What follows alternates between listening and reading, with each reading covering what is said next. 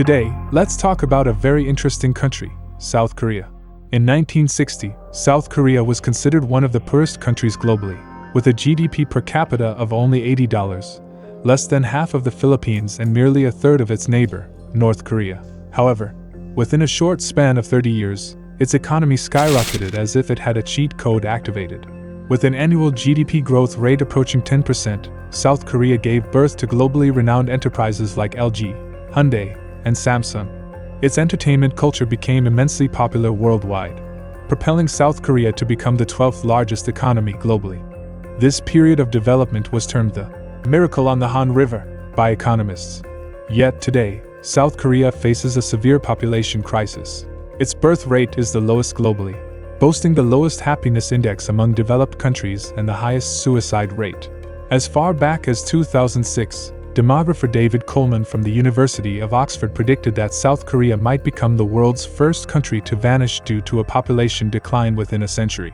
Presently, South Korea's fertility rate has dropped from 1.13 in 2006 to 0.78. When Koreans see this figure, they recall the warning issued by Oxford scholar David Coleman and mock his prediction, saying that the country was supposed to disappear in 30 years.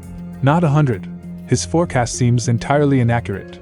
So, what exactly happened? What led to South Korea's rapid economic development, while its people are remarkably unhappy, resulting in the reluctance of young individuals to marry and have children? In 1910, the Korean peninsula was occupied by Japan, initiating a 35-year-long colonial rule. It wasn't until 1945, at the end of World War II, that the Korean peninsula was divided between Soviet and American occupations due to a stalemate between the two powers. Under the United Nations resolution, the Korean peninsula was divided into two parts along the 38th parallel, which created North Korea and South Korea. From 1950 to 1953, the Korean War erupted, subjecting South Korea to the ravages of war.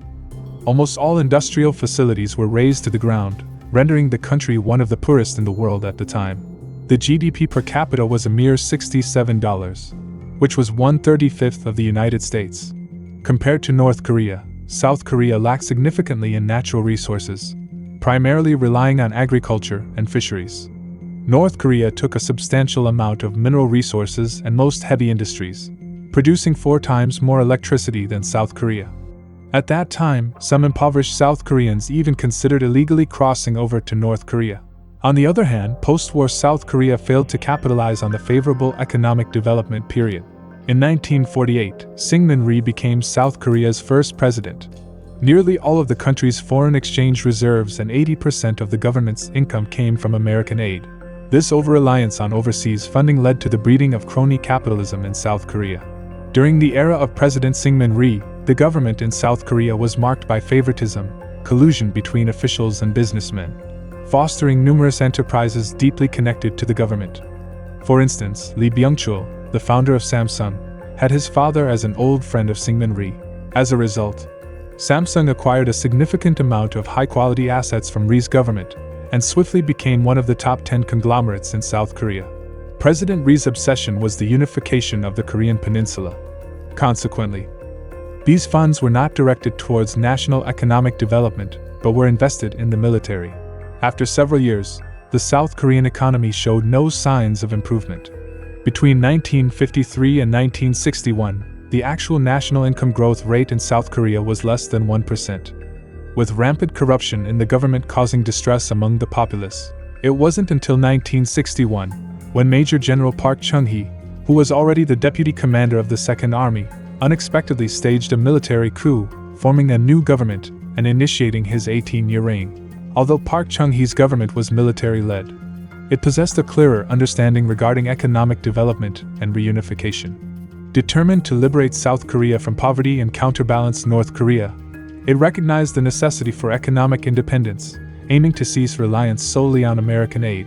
In January 1962, Park Chung-hee officially introduced the first 5-year plan, setting the direction for South Korea's overall development, emphasizing government-led support for export-oriented businesses. The key beneficiaries of this support were the conglomerates we mentioned earlier, like Samsung and Hyundai. Initially, Park Chung-hee's approach toward these conglomerates was restrictive upon assuming power. However, he soon changed his stance, believing that once objectives were set, they needed to be executed by specific companies. For instance, in the electronics industry, instead of letting a group of evenly matched fledgling companies compete with each other, it was more efficient to concentrate resources and nurture a giant corporation like Samsung. Similarly, in the automobile industry, Hyundai was cultivated. With product and price advantages, these companies could compete internationally. This strategy is somewhat reminiscent of the development of the Japanese zaibatsu we discussed earlier. Japan's early economy evolved in a similar fashion because, during the initial stages of economic development, such centralized resource allocation proved highly efficient for the government. However, unlike Japan, South Korea's conglomerates did not extend into the banking sector. The banking industry remained under the control of Park Chung-hee's government. Through this banking system, the government could tightly control these conglomerates. Because conglomerates needed government support to acquire funds, the government determined who received loans, how much, and at what interest rates. Consequently, during this period, conglomerates rotated continuously. Only those demonstrating outstanding performance or aligning with the government's interests would persist in receiving support. Otherwise, they would be replaced. By 1965, out of the top 100 companies in South Korea, only 22 remained after a decade. Amidst the numerous turnovers of conglomerates in South Korea, 4 continuously grew and became the current 4 major conglomerates: Samsung, Hyundai, LG, and SK. The economic policy implemented during Park Chung-hee's government proved remarkably effective. By injecting substantial capital, the administration swiftly constructed complete industrial systems in steel, chemicals, and other sectors, achieving a transformation towards heavy industrialization. South Korea's GDP grew by 107 times from 1962 to 1989, making it the fastest developing country in world history. It leaped from being one of the poorest nations to a recognized and reasonably strong developed country on the international stage. Another crucial factor contributing to this economic miracle was education. The Park Chung-hee government implemented a national development strategy centered on education. Roughly 1/5 of the government's budget was allocated to education. Despite low per capita income at the time, the younger generation received a quality education. This allowed major corporations to acquire highly skilled talent at remarkably low costs. South Korean workers could generate 2.5 times the productivity of American workers at just 1/10 of the cost, making South Korean factory products highly competitive in the global market. By the 1980s, South Korea had established a strategy emphasizing technology for national development. Labor-driven manufacturing transitioned towards high-tech-driven advanced manufacturing. Industries such as shipbuilding, automobiles, precision electronics, among others, began establishing superiority in their respective fields. In 1987, under various pressures, South Korea passed a new constitution, reinstating presidential democratic elections, entering a democratic era. Despite this transition, the country's economy continued its rapid growth, elevating its GDP to the 15th position globally. However, such high-speed development brought along several side effects. During Park Chung-hee's rule, the conglomerates had to heed the government's directives. However, in the democratic era, where a president served a single 5-year term without the option for re-election, and with constant changes in leadership, there wasn't a formation of an excessively dominant government as during Park's time. After 1985, South Korea's 4 major conglomerates remained unchanged. Especially the largest, Samsung Group, which even managed to manipulate elections through bribery. Almost every president in South Korea post-1985 was implicated in bribery scandals involving themselves or their families. Their fate often led to suicide or imprisonment, leading some to say that being the president of South Korea is the most dangerous job in the world. Why do South Korean presidents often meet tragic ends? Almost always linked to corruption. The president in South Korea holds immense appointment power, overseeing more than 20,000 positions, including government officials, constitutional institution staff, and subsidiary entities.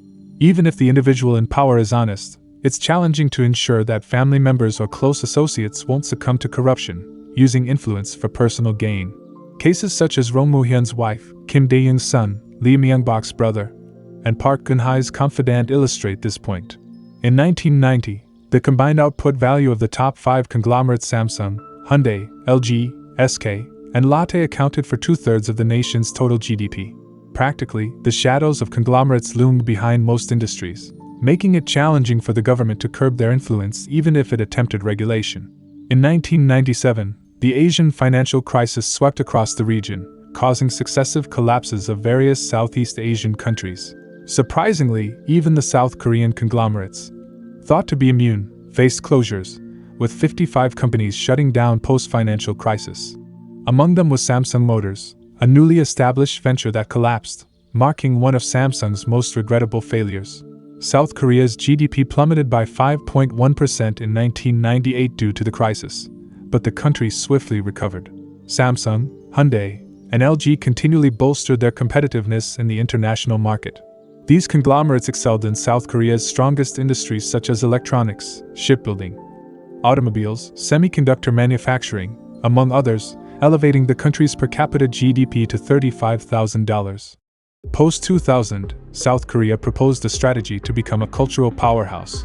The government released various documents outlining cultural industry development plans, envisioning the 21st century cultural industry. While this strategy achieved significant success in the rapid growth of film, music, and gaming industries, these profitable sectors couldn't escape the grasp of conglomerate control. Over a decade, more than 30 individuals associated with the entertainment industry committed suicide. In 2009, there was a highly publicized case of actress Jang Jae-yeon's suicide. Her note revealed she was coerced into providing sexual services to influential figures in the entertainment, media, business, and political spheres, with the list of names exposing several powerful individuals, including the chairman of Lotte Group. Investigations revealed that 45.3% of South Korean female entertainers had been pressured for drinking companionship. The exchange of power for favors in South Korea's entertainment industry was an open secret due to conglomerate dominance. To gain access to resources in the entertainment sector, artists had to please the conglomerates behind their talent agencies. The average South Korean citizen faced immense pressure as well. Statistics from the South Korean Ministry of Education indicated that 88.2% of elementary students and 78.4% of middle school students were enrolled in extracurricular tutoring. On average, 1/5 of a South Korean household's expenses were allocated to their children's supplementary classes. Many high school students woke up at 5 a.m. and attended supplementary classes after school until 9 p.m. Seoul alone had 24,284 such training centers, 3 times the number of convenience stores. For most students, the ultimate goal was to enter the country's top 3 universities: Seoul National University, Korea University, and Yonsei University, as this represented the only opportunity for upward mobility for children from ordinary families. The students' entire academic life was consumed by exams and tutoring. However, even after admission, it wasn't easy, as they still had to figure out ways to secure positions within the top 4 conglomerates. Samsung, for instance, held an annual test for graduates, attracting around 100,000 applicants, of whom less than 10% would be accepted. Admission criteria weren't solely based on academic performance. Interviewers also considered if applicants' family members had worked at Samsung. Despite good grades, individuals could be eliminated due to their family background not measuring up to others. Even for those who managed to enter Samsung, the pressure remains intense. South Korea holds the longest average working hours among all developed nations. After work, the time isn't truly free as there are obligatory post-work gatherings, which are almost semi-compulsory. Those who couldn't secure admission to prestigious universities and lack influential family backgrounds in South Korea are referred to as dirt spoons in South Korean documentaries about the National College Entrance Exam. Economically disadvantaged students who make it to university often face isolation from others. Even after admission, they keenly feel the disparity between themselves and children from wealthy families. They are usually confined to low-paying jobs in small to medium-sized enterprises, where wages are about 1/3 of what conglomerates offer. Despite lifelong efforts, they can barely make ends meet. Under such life pressures, South Korea's youth are generally reluctant to marry and even less willing to have children. Disenchanted young people pin their hopes on trading Bitcoin and stocks, fantasizing about overnight wealth. About 1/5 of South Korea's youth engage in cryptocurrency trading. During last year's major Bitcoin crash, numerous South Koreans lost their entire fortunes overnight. Following this, the South Korean authorities noticed a surge in young people frantically searching a term online: Maple Bridge. This bridge, notorious for suicides, has witnessed hundreds of suicides since 2007 and is perceived as a suicide hotspot among South Korean youths. Presently, many South Korean films and TV shows express themes related to societal contradictions. For instance, the movie Parasite, which won the Palme d'Or at the 2020 Cannes Film Festival and the Academy Award, illustrates dramatic contrasts between a poor family living semi-underground and a wealthy park family. It vividly portrays the vast economic and societal gaps between the two classes. This encapsulates present-day South Korea, a nation of contradictions. While experiencing economic prosperity, it also faces alarmingly high suicide rates. Despite technological innovations, social class divisions remain deeply entrenched.